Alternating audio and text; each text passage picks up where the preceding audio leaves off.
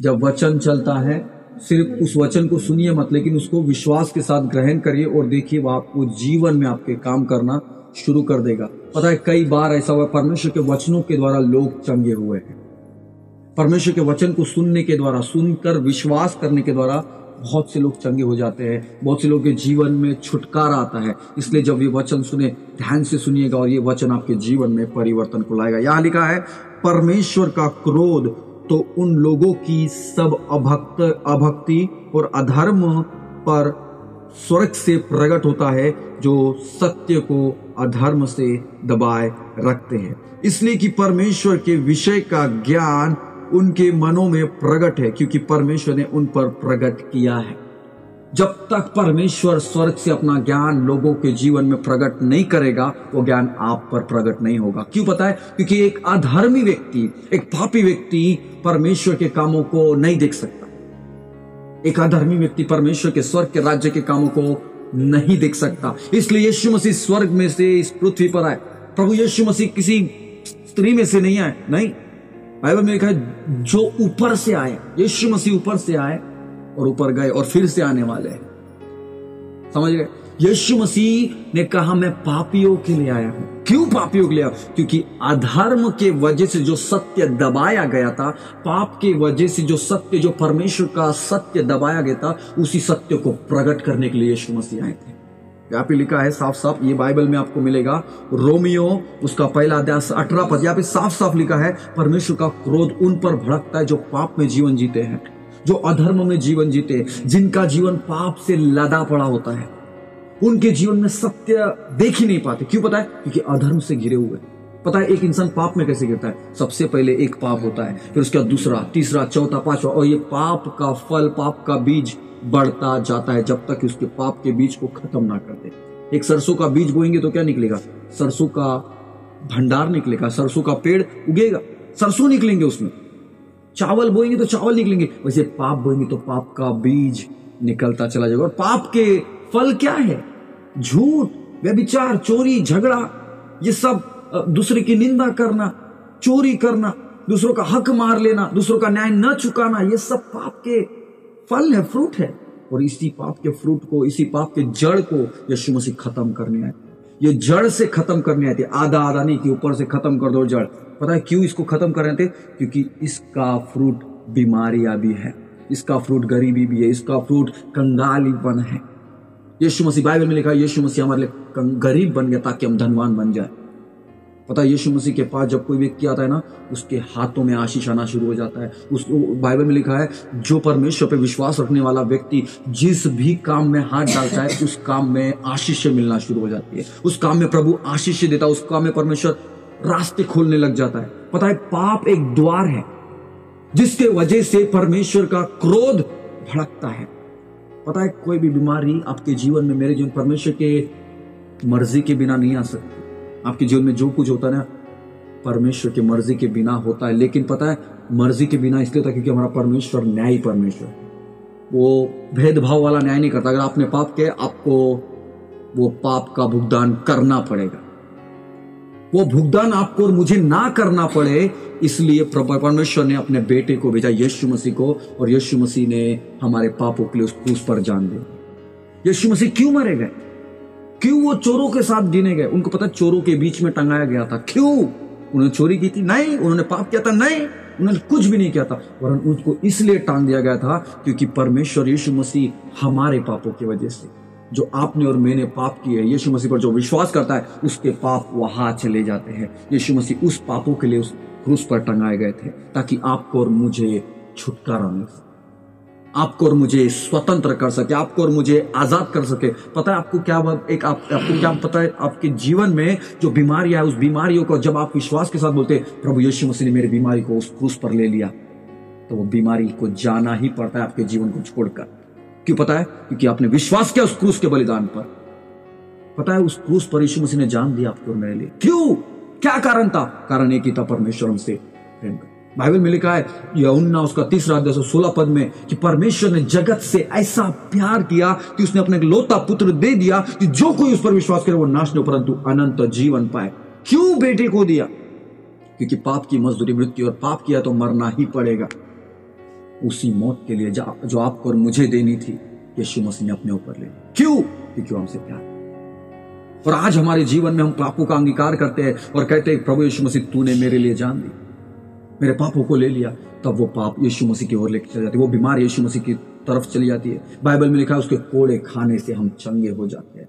कई बार बीमारी अपने जीवन में आती ना, लेकिन एक वचन बोल के देखिएगा, विश्वास के साथ बोलेगा, यीशु मसीह के कोड़े खाने से मैं चंगा, यीशु मसीह के कोड़े खाने से मैं चंगा हूं। मैं आपको बता दे रहा हूं, चंगाई आपके जीवन में प्रवेश करना शुरू कर देगी। क्यों? पता है? क्योंकि आप कन्फेशन कर रहे हैं, आप अंगीकार कर रहे हैं, बोल रहे हैं कि यीशु के कोड़े खाने से मैं चंगा हूं। आपके लिए किसने मार खाई है ताकि आप चंगे हो जाए? क्योंकि बीमारियों के लिए दाम चुकाया गया, पापों के लिए मार खाई गई है, पापों के लिए कुर्बानी दी गई है। पाप की मजदूरी मृत्यु है, सब लोग जानते हैं। पाप किया है तो भुगतान करना पड़ेगा, भुगतान नहीं करेंगे तो न्याय कहां रहा? उसी पाप का भुगतान यीशु मसीह ने किया, इसलिए यीशु मसीह मारे गए निष्कलंक। बाइबल में लिखा है वो हर एक बातों में परखा गया, लेकिन वो निष्कलंक निकला, निष्पाप निकला, उसमें पाप था ही नहीं। वो सत्य से भरा हुआ था। बाइबल में लिखा है यीशु मसीह ने कहा मैं मार्ग सत्य और जीवन हूं। यीशु मसीह ने कहा मैं मार्ग सत्य और जीवन हूं। हमारे जीवन में अगर आप और मैं मुक्ति पाना चाहते हैं, आप और मैं उद्धार पाना चाहते हैं, तो मैं आपको बता दूं यीशु मसीह के सिवा आपको और मुझे कोई उद्धार नहीं दे सकता, कोई नहीं दे सकता। क्यों पता है? क्योंकि उद्धार देने के लिए जो उद्धार देने वाला है उसका जीवित रहना बहुत जरूरी है, उसका जीवित रहना बहुत जरूरी है। बाइबल में लिखा उसका नाम यीशु मसीह रखा जाएगा। यीशु मसीह का अर्थ क्या है? छुटकारा देने वाला, उद्धार करता। यीशु मसीह ने एक वायदा किया, जब यीशु मसीह मारे गए, बाइबल में लिखा है वो गाड़े गए और 3 दिन बाद मुर्दों में से जिंदा हो गए, और वो आज भी जीवित है। और यीशु मसीह ने 40 दिन जिंदा होने का, यीशु मसीह 40 दिन अपने चेलों को दिखाई दिए, उनको सिखाया, उनको बताया, उनको सामर्थ दी। और बाइबल में लिखा है जब वो स्वर्ग में उठा लिए गए, स्वर्ग में जा रहे थे यीशु मसीह, उन्होंने एक बात बोली थी, मैं जगत के अंत तक तुम्हारे साथ हूं, और मैं जैसे जा रहा हूं फिर से तुम्हें लेने आऊं। पता यीशु मसीह आने में देर क्यों कर रहे हैं मालूम है? ताकि हर एक व्यक्ति को मन फिराने का मौका मिल जाए। मन फिराना समझती कि नहीं? मन फिराना मतलब पाप से फिर जाना, नरक के रास्ते से फिर जाना, संसार के रास्ते से फिर जाना, यीशु मसीह की तरफ फिरना। क्यों यीशु मसीह की तरफ फिरना? क्योंकि सत्य वही है। सत्य है तो जीवन देगा। बाइबल में लिखा है तुम सत्य को जानोगे और सत्य तुम्हें स्वतंत्र करेगा। अगर आपने सत्य को जान लिया तो सत्य के द्वारा आप स्वतंत्र होना ही है। और सत्य क्या है? सत्य यीशु मसीह। बाइबल में लिखा है कि सत्य को अधर्म से हम दबाए रखे हैं। पता है जिसके जीवन में पाप है, सत्य उसके जीवन में छुप जाएगा, सत्य उसके जीवन में छुप जाएगा। क्यों? अधर्म का बोझ ज्यादा है, उस बोझ को यीशु मसीह को दे देना है। यीशु मसीह ने कहा है बोझ से दबे लोगों मेरे पास आओ। यीशु मसीह ने कहा है बोझ से दबे लोगों मेरे पास। आज अगर आप और मैं बोझ में किसी चल रहे हैं, मैं आपको बता दे रहा हूं यीशु मसीह के पास एकांत में प्रार्थना करिए। यहां पे नहीं, अकेले में भी जाके कर सकते हैं आप। सिर्फ सिंपल सी भाषा में बोलना है, प्रभु यीशु मसीह मेरे जीवन में बहुत बोझ है, बीमारियों का बोझ है, चिंता है, प्रभु घर में नहीं है ठीक, सब कुछ सब गड़बड़ चल रहा है, इतने सालों से मेहनत कर रहा हूं, कुछ फल नहीं दिख रहा है, प्रभु ये बोझ मेरा ले ले और प्रभु मुझे शांति दे, मुझे विश्राम दे। यीशु मसीह ने कहा मेरा बोझ ले लो और मैं तुम्हें विश्राम दूंगा, ऐसा विश्राम दूंगा जो कोई नहीं दे सकता, कोई एक मनुष्य ने कोई पैसा नहीं दे सकता। क्यों देगा पता है? क्योंकि आपके बोझ को यीशु मसीह ने क्रूस पर लिया, मेरे बोझ को यीशु मसीह ने क्रूस पर ले लिया। बता दो मेरे जीवन में शांति नहीं थी और मैं शांति पाने के लिए नशे करता था। मैं दिन भर स्नूकर खेलता रहता था, एक गेम आया स्नूकर करके, दिन भर वहां पे पड़ा रहता था। सुबह उठता था, खाना भी नहीं खाता था, मैं घर पे चला जाता, खाना खाने का मन नहीं होता था मेरा, मैं चला जाता था। लेकिन जब मैंने यीशु मसीह को अपना जीवन दिया, आज लोग मेरे स्कूल में एक टीचर पूछते थे सर आपने छोड़ कैसे दिया ये सब अचानक से, ऐसी शक्ति काम नहीं, हमारा छूट ही नहीं रहा है। बोले, मैं बोला यीशु मसीह में वो सामर्थ्य जिसने मुझे छुड़ाया वो यीशु मसीह, और यीशु मसीह छुड़ा सकता है, यीशु मसीह छुड़ा सकता है। आज कितने लोग यीशु मसीह सामर्थ्य देता है, लेकिन पता जो यीशु मसीह को पुकारता है, जो यीशु मसीह को बोलता है प्रभु मेरा बोझ ले ले, प्रभु मैं रात भर नहीं सो पा रहा, प्रभु मेरे जीवन में सही नहीं है, प्रभु मेरे परिवार में सब बिखराव है, प्रभु तू ये बोझ ले ले और मुझे विश्राम दे, मेरे परिवार को विश्राम दे, मेरे जीवन को विश्राम दे। प्रभु मैं पाप से फिरने के लिए तैयार, मैं मन फिराने के लिए तैयार हूं, मैं अधर्म को छोड़ने के लिए तैयार हूं। प्रभु मैं सत्य को जानना चाहता हूं, वो जो सत्य मुझे स्वतंत्र कर सकता है, वो सत्य जो मुझे आजाद कर सकता है, वो सत्य जो मुझे चंगा कर सकता है, वो सत्य जो प्रभु मेरी गरीबी को खत्म कर सकता है। आपको बता दो यीशु मसीह के पास जब भी कोई आता है ना, प्रभु यीशु मसीह उसको गरीबी वाली अवस्था में नहीं रखता। मैं बता दूं मेरी मम्मी 600 रुपए कमाती जब हम छोटे थे, मेरी मम्मी काम को जाती थी, मेरे घर में सब बिखरा हुआ था, मेरे घर में सब कुछ अच्छा नहीं था, लेकिन मेरी मम्मी के जीवन में जब से यीशु मसीह आया, मेरी मम्मी ने यीशु मसीह पर विश्वास किया। हम भी आपके जैसे थे। मेरी मम्मी यीशु मसीह के बारे में नहीं जानती थी। मेरी मम्मी को बच्चे नहीं होते थे। मेरे मामा के द्वारा मेरे मम्मी को यीशु मसीह के बारे में पता चला। मेरी मम्मी बहुत सारे अपशगुन, मेरी मम्मी के अंदर दुष्ट आत्माएं थी, कितने तो प्रकार की। मेरी मम्मी को इतने बड़े बड़े अजगर दिखते थे, मेरी मम्मी बताती थी मुझे। और लेकिन जब यीशु मसीह के बारे में उन्होंने सुना, यीशु मसीह को अपना जीवन दिया, मेरी मम्मी को बच्चे हुए। नहीं तो मेरी दादी मेरी मम्मी की दूसरी शादी करवाने वाली थी, क्योंकि मेरी मम्मी को बच्चे होते नहीं थे। सब कुछ दिखा दिया, सब जगह चले गए। लेकिन जब मम्मी ने विश्वास किया यीशु मसीह पे, और मेरी मम्मी आज तक यीशु मसीह पर विश्वास, आज तक अपना जीवन दे दिया। और पता है 600 रुपये कमाती थी, उस 600 रुपये में यीशु मसीह के लिए दशमांश निकालती थी, अपना 10वां हिस्सा परमेश्वर के राज्य के लिए निकालती थी और देती थी। 600 रुपये में से देती थी। और आज मेरी मम्मी अच्छे पोस्ट पे है, 600 रुपये से अच्छा आ गया। कैसे? परमेश्वर। आप जिस क्षेत्र में हाथ डालेंगे उसमें परमेश्वर आशीष देना शुरू कर देगा। लेकिन परमेश्वर आपका विश्वास देखता है कि आप कितना विश्वास करते हैं। मेरी मम्मी बहुत विश्वास करती थी। मेरी मम्मी के खिलाफ पूरा परिवार हो गया था। मेरी मम्मी अकेली खड़ी जब मेरी मम्मी ने विश्वास किया। लेकिन आज कोई विरोध नहीं। मेरे पापा भी विश्वास में आ गए उसके बाद। समझ रहे? यीशु मसीह आपका विश्वास देता, आपके जीवन में परिस्थिति को बदलना चाहता है। और आज हमारी परिस्थिति पहले से बहुत अलग है, बहुत अच्छी है। पहले की परिस्थिति हमारी इतनी खराब थी कि बता नहीं सकते। हम कच्चा तेल, कभी आग जलाने के लिए वो लकड़ियां नहीं रहती थी घर में, पता है, ऐसा कच्चा खाते थे। मेरी मम्मी भूखी रहती थी, लेकिन उस परिस्थिति से यीशु मसीह ने हमको निकाला। समझ रहे? कभी भूखा नहीं सोने दिया, कभी भूखा नहीं सोने दिया। क्यों? क्योंकि जिस पर हमने विश्वास किया वो हमारे लिए उपाय करता। उपाय करना समझते ना, उपाय कर देना अचानक से। अरे यार अचानक से कहां से आ गया ये? ऑटोमेटिक। ऐसे चमत्कार परमेश्वर करता है आपके जीवन में। लेकिन चमत्कार परमेश्वर उसके जीवन में करता है जो अपना बोझ यीशु मसीह को देना चाहता है, जो परमेश्वर पर अपना विश्वास रखता है, जो परमेश्वर पर अपनी आशा रखता है। परमेश्वर पर अपनी आशा रखता है। परमेश्वर आपके जीवन में चमत्कार करना चाहता है, लेकिन आप परमेश्वर को अपना जीवन देना चाहते हैं, परमेश्वर अपना विश्वास देना चाहते हैं कि नहीं। पता है कई बार होता है लोगों के कहने से, सुनने से हम हार जाते हैं। यार ये सही बोल रहा है, हमारा विश्वास टूटने लग जाता है। परिस्थिति को देख के हमारा विश्वास टूटने लग जाता है। याईर की कहानी याद है कि नहीं? याईर की बेटी मरने पर थी। कुछ लोग आए और बोले कि तेरी बेटी अब नहीं रही। यीशु मसीह ने क्या बोला? मत डर, केवल विश्वास।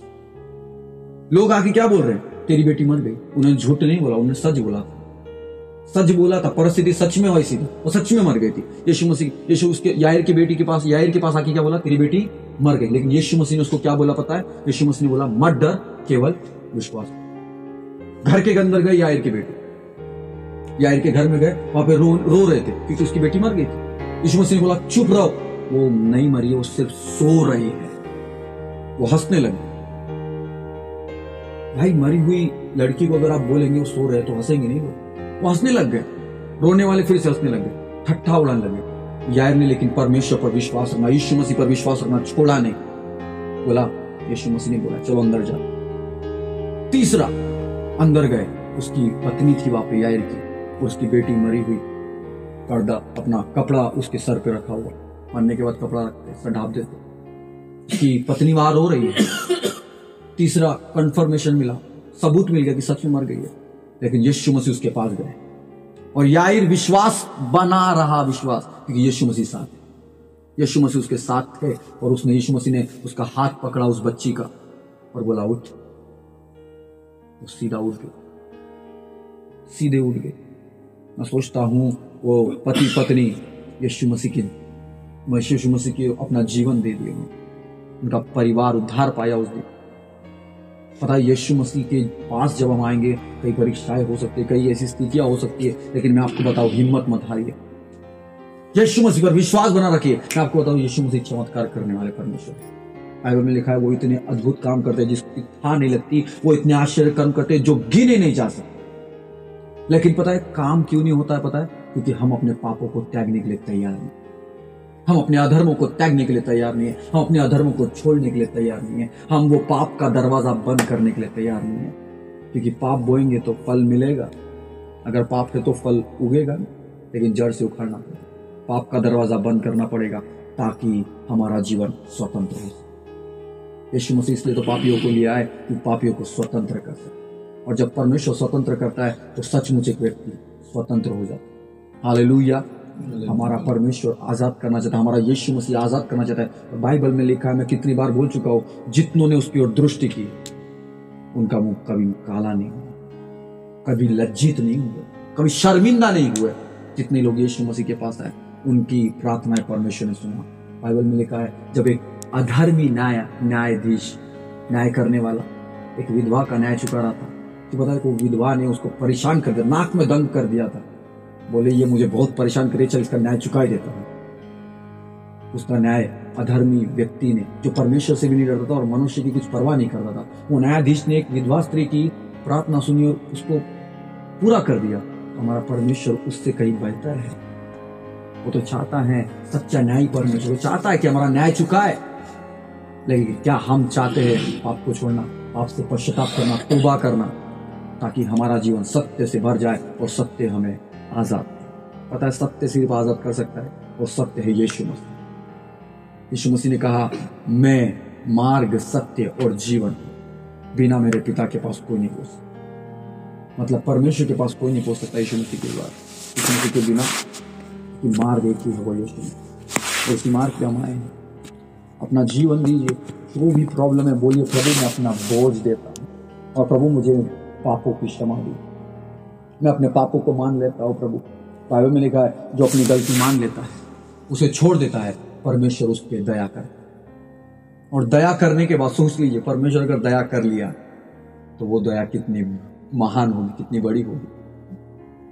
एक कनानी स्त्री आई, अन्य जाति स्त्री थी, वो यीशु मसीह के पास आई और बोलती है, हे स्वामी मेरे लड़की को ठीक कर दीजिए। यीशु मसीह ने बोला, कुत्तों की रोटी डालना, मतलब बेटी की रोटी डालना कुत्तों के सामने नहीं फेंका जाता। मतलब ऐसा एक उदाहरण दिया, मेरे को ठीक से बोलना नहीं आ रहा, लेकिन मतलब किसी की रोटी को किसी और को खिलाना सही बात नहीं है। किसी की रोटी किसी और को खिलाना अच्छा नहीं है। लेकिन उस स्त्री ने एक बात बोली, हे प्रभु, स्वामियों के मेज से जो चूर चार भी गिरता है कुत्ते उसको भी खा लेते। खाते कि नहीं? स्वामी के मेज से तो भी चूर चार गिरता है, कुत्ते उसको भी खा लेते हैं। ऐसा उदाहरण दिया। मतलब उसने खुद को इतना नीचा कर दिया कि प्रभु मुझे बस चूर चार चाहिए, मुझे पूरी रोटी नहीं चाहिए, मुझे सिर्फ चूर चार चाहिए। यीशु मसीह ने बोला, तेरा विश्वास बड़ा है। उसको बोला, तेरा विश्वास बड़ा है, जैसा तू चाहती है वैसा तेरे लिए हो जा। बाइबल में लिखा है, उसी वक्त जो बीमार की दुष्ट आत्मा उसके बेटी के अंदर थी, तुरंत छोड़ दी और वो चंगी हो गई। उसकी बेटी चंगी हो गई। क्यों? क्योंकि उसका विश्वास बड़ा है। उसका विश्वास बड़ा। परमेश्वर दया जब करता है ना, पूरा दया करता, थोड़ा आधा नहीं करता, थोड़ा नहीं। परमेश्वर दया करेगा तो पूरा करेगा, छुटकारा करेगा तो पूरा, आधा नहीं। लेकिन हम छूटना चाहते हैं। हम चाहते हैं कि नहीं फिरना, मन फिराओ या नाश हो जाओ, ऐसा एक वचन है। लेकिन मन फिराएंगे नहीं तो नाश। अधर्म को नहीं छोड़ेंगे तो अधर्म का सजा हमको मालूम है, मृत्यु। पाप की मजदूरी है मृत्यु। अगर पाप को नहीं छोड़ेंगे तो भाई मृत्यु के लक्षण क्या है? बीमारी, पैसे की तंगी, ये भी एक पाप में आता है। ये बहुत बड़ी दशा है। आज पैसे के बिना कुछ नहीं हो सकता, मालूम है कि नहीं आपको? खाना नहीं मिल सकता, हम जी नहीं सकते। हमारा परमेश्वर हमारी घटियों को भी पूरी करता है। वो जानता है पैसा हमारी जरूरत है, लेकिन पैसा हमारे स्वामी नहीं है, पैसा हमारा मालिक नहीं है। हमारा मालिक यीशु मसीह, हमारा मालिक परमेश्वर है, जिसने हमको बनाया है। पैसे को तो हमने बनाया। तो हमारे जीवन में हमको पाप से तौबा करना है, हमको अधर्म को छोड़ना है और प्रभु यीशु मसीह को बोलना है, प्रभु मेरा बोझ ले ले, मेरा बोझ ले ले और मुझे विश्राम दे। मैं आपको बता दे रहा हूँ, हमारे जीवन में विश्राम आएगा। बस आप उसको पुकारिए, बोलिए, अपना तकलीफ बताइए, जैसे आप हमको बताते वैसा परमेश्वर को बताइए और प्रभु काम करना शुरू। हालेलुया। आज हम प्रार्थना करेंगे इस वचनों के लिए जो हमने सीखा कि प्रभु मैं अपने अधर्मों से तौबा करता हूँ, मैं माफी मांगता हूँ प्रभु, मैं अपने अधर्मों को छोड़ने के लिए तैयार हूँ, मैं पाप को छोड़ने के लिए तैयार हूँ, मैं पापों की क्षमा मांगता हूँ परमेश्वर। आइए अपनी आंखों को बंद करेंगे, हम प्रार्थना करेंगे और बोलिए अपनी बातों से, अपने शब्दों में, अपनी भाषा में, जैसे बात करना चाहते हैं प्रभु से बोलिए, प्रभु मैं अपने अधर्मों से परमेश्वर मन फिराता हूँ, मैं क्षमा मांगता हूँ प्रभु, जितनी गलतियां मैंने की, जितने पाप मैंने आपके विरुद्ध किए हैं पिता, प्रभु मुझे क्षमा कर।